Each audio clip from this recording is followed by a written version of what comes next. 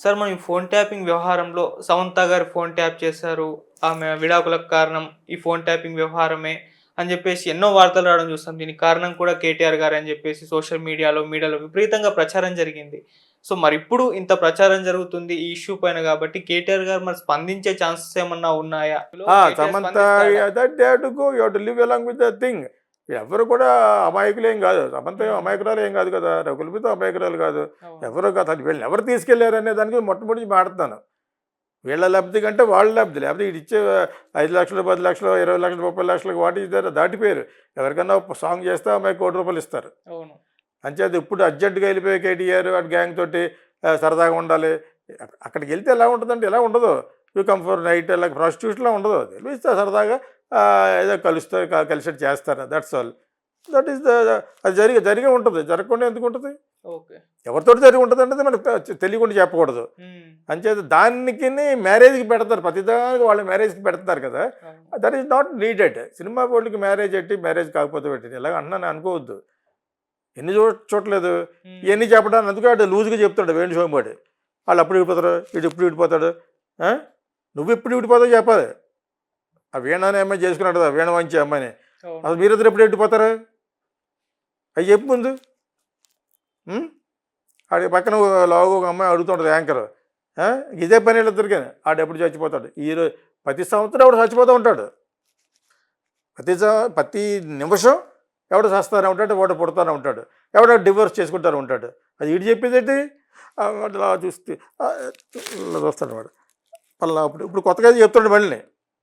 మొన్న కూడా చెప్పేసారు. వరుణ్ తేజ్, లావణ్య త్రిపాఠి వాడికి అవసరమా? విడిపోతారు అని చెప్పారు. నేనైతే లాక్ కొడతాను వెళ్ళి ఏదో వీడియో చేసి పెడతాను మళ్ళీ. వాళ్ళు వదిలేశారు ఇంకా. ఎందుకంటే ఇంకా సోషల్ మీడియాని వదిలేశారు. హ్మ్. ఈ చూసేవాడు కూడా ఏమో కావచ్చు అనుకుంటారు. విడిపోతే విడిపోవచ్చు, ఇటు దిగొచ్చాడా అని. అర్థమైంది మీకు? కానీ ముందుగానే అపశృతి దొర్లించేటట్టుగా మాట్లాడడం, వాడి మీద కేసు వేయాలి యాక్చువల్గా. అవును. ఏమనుకుంటున్నాడు? మనం చెప్పింది అందట్లేదు అతనికి. అందేటట్టు చేయను నేను. Just wait for another 1 week hmm. చేస్తాను.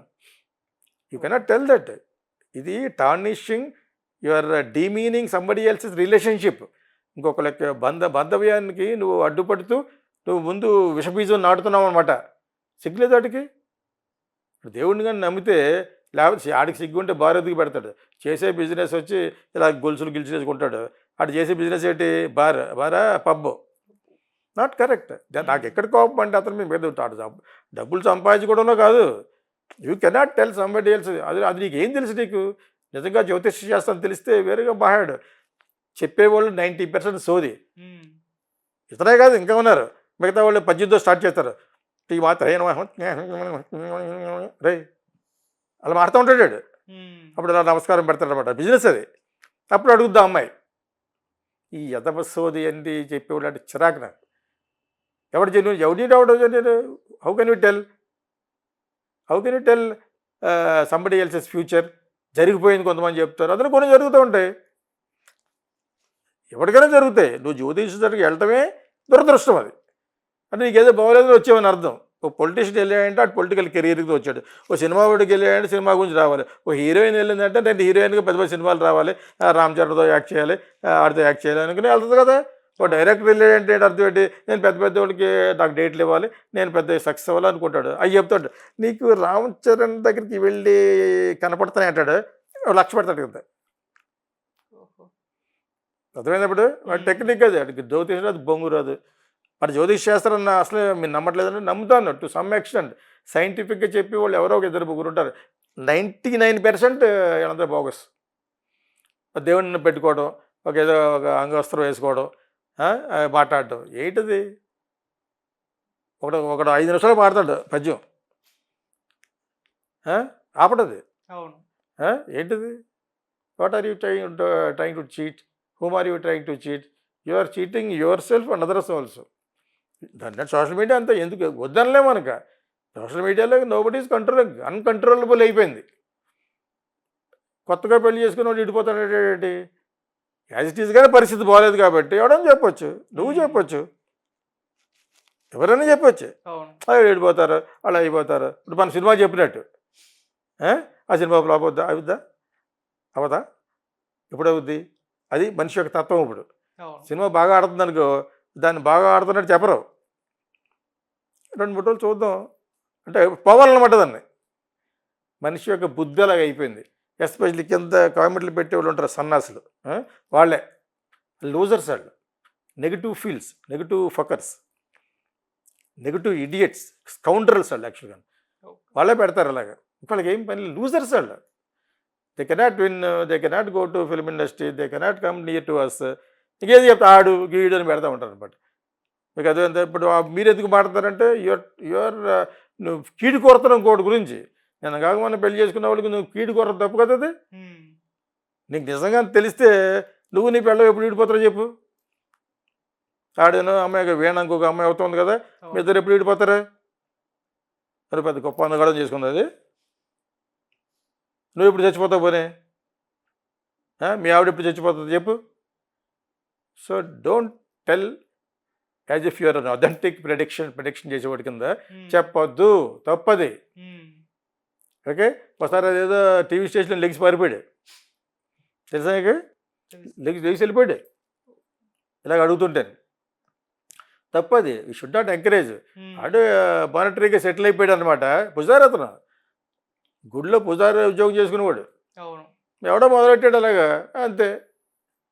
పుజారి తక్కువ అంటే పుజారి దేవుడికి భక్తుడికి భగవంతుడికి అనుసంధానమైనట్టుగా ఉండాలి. కానీ నువ్వు ఎదవేసలు వేస్తే అలాగే ఆడు ఎవడో మన పుజారి అన్నవాడు ఆ అమ్మాయిని ఎవరైనా రేప్ చేసిన వాడు ఆడు అన్నాడు.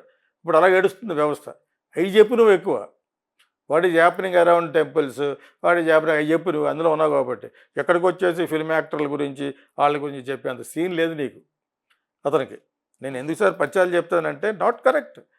లేకపోతే నేను కాక మొన్న పెళ్లి చేసుకున్న వాళ్ళ గురించి వాళ్ళు విడిపోతారు. వచ్చే సంవత్సరం 2 హీరోలు చచ్చిపోతారండి. నువ్వు ఎప్పుడు చచ్చిపోతావు? నాకు ఎప్పుడు అది అన్నప్పుడల్లా నాకు అదే గుర్తొస్తుంది. అది చెప్పు. 10 మంది కలిసి నీకు డొనేషన్ ఇస్తా, కరెక్ట్ అయితే. కరెక్ట్ కాకపోతే నువ్వు ఇస్తావా? కరెక్ట్ కాకపోతే ఏదో చచ్చిపోకుండా అనుకుంటాడు.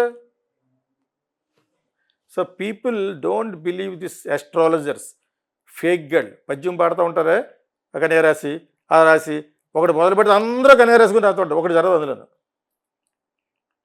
అదేందా? Do not believe them. అందరూ ఫేక్ అంటే 99% ఫేక్ కాదు. They don't know anything. Fake అని ఎందుకంటాం? ఆడేదో చదువుకున్నాడో ఏదో చేసాడో, మొత్తానికి సక్సెస్ చేశాడో ఏ చెప్తూ ఉంటాడు పద్యం పాడు, చెయ్యి మాత్రే అంటాడు అన్నమాట. చిరాకుతో బుద్ధి మళ్ళీ సర్వైవల్ వాళ్ళకి. నేను ఇలాగ ఒకటి చెప్పాలి కాబట్టి చెప్తున్నాను.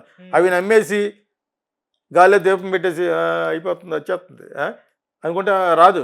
ప్రయత్నించాలి, మానవ ప్రయత్నించాలి, సంకల్పం ఉండాలి. You must work hard. కొన్ని చోట్ల చాలా ఒడిదుడుకులు ఉంటాయి. పైకి వచ్చిన ప్రతి ఒక్కటికే కొన్ని ఉంటాయి. కొంతమంది ఈజీ గోయింగ్గా రావచ్చు. నేను అది కూడా ఎందుకు చెప్పేసానంటే జ్యోతిష్యం గురించి కూడా, do not believe them, don't believe. Simply you do. మీరు మీ అంతా మీరు మీ ప్రయత్నం చేసుకుంటూ వర్క్ చేయాలి. వర్క్ చేయకుండా జరిగిపోదు. నా దగ్గర ఫిల్మ్ స్కూల్లో చేరడానికి ఎవరన్నా వస్తేనే నేను చెప్పిన తర్వాత నువ్వు దాన్ని ప్రాక్టీస్లో పెట్టాలి. నువ్వు నిజామాబాద్ నుంచి అక్కడి నుంచి వచ్చేసి కాకినాడ నుంచి వచ్చేసి నేర్చేసి మళ్ళీ మీ ఊరు వెళ్ళిపోతే నీ వెనకాల వస్తారా? అక్కడి నుంచైనా ట్రై చేయాలి నువ్వు. అలా ట్రై చేస్తే వచ్చిందే కదా. మన అదేదో సినిమాలో మ్యూజిక్ డైరెక్టర్ ఎవరో మన పెద్ద హిట్ అయింది ఏంటది అమ్మాయితోటే, అదే తెలుగులో చాలా పెద్ద హిట్ అయింది కదా లవ్ స్టోరీ, విజయ్ దేవరకొండ తమ్ముడు యాక్ట్ చేశాడు. అబ్బాయి కాకినాడే, బ్రహ్మాండమైన మ్యూజిక్ చేశాడు. ప్రయత్నించాలి, ట్రై ఇంకా చాలా చాలా పీపుల్ని కలవాలి, అతని యొక్క ప్రతిభను చూపించాలి. వాళ్ళందరూ అలాగా జ్యోతిషాన్ని నమ్మొద్దని అంటలేదు. మళ్ళీ నేను ఇప్పుడు ఫిల్మ్ కోచ్గా చెప్తున్నాను. చెప్పిన తర్వాత చాలా ఊపుగా చెప్పి నువ్వు ఏదో విధంగా రేపే అయిపోవాలి ఒక యాక్టర్ అని చెప్తాను. అదేవిధంగా డైరెక్టర్గానే చెప్తాను. నువ్వు అంతా అయిపోయిన తర్వాత మళ్ళీ అక్కడికి వెళ్ళిపోతే ఏదో సెటప్ చేసుకోవాలి, ఎవరితో రూమ్లో ఉండడం. అక్కడ స్టార్ట్ అవుతుంది నీ లైఫ్. నేను ఇక్కడికి వచ్చిన ప్రతి ఒక్కటి చెప్తాను. అది ఇంత బాగా విపులుగా ఇంత విశదీకరించి ఇంత మోటివేషన్గా ఎవరు చెప్పరు ప్రపంచంలో. అంతలా చెప్తాను నేను కమిట్ అయ్యి. ఎందుకంటే కనీసం 10 మంది చెప్తే 3 అవుతారండి. నీకు అర్థమైందా? అది కోరుకోవాలి. కానీ వచ్చాడా ఆడికి జ్యోతిష్ కింద దీనికి ఎందుకు చెప్తున్నానంటే 2 మాయే. సినిమాలోకి వస్తానన్నవాడు ఇప్పుడు సపోర్ట్ చేయడం ఎంత మాయో, జ్యోతిషం వచ్చేవాడు కూడా అంతే మాయ.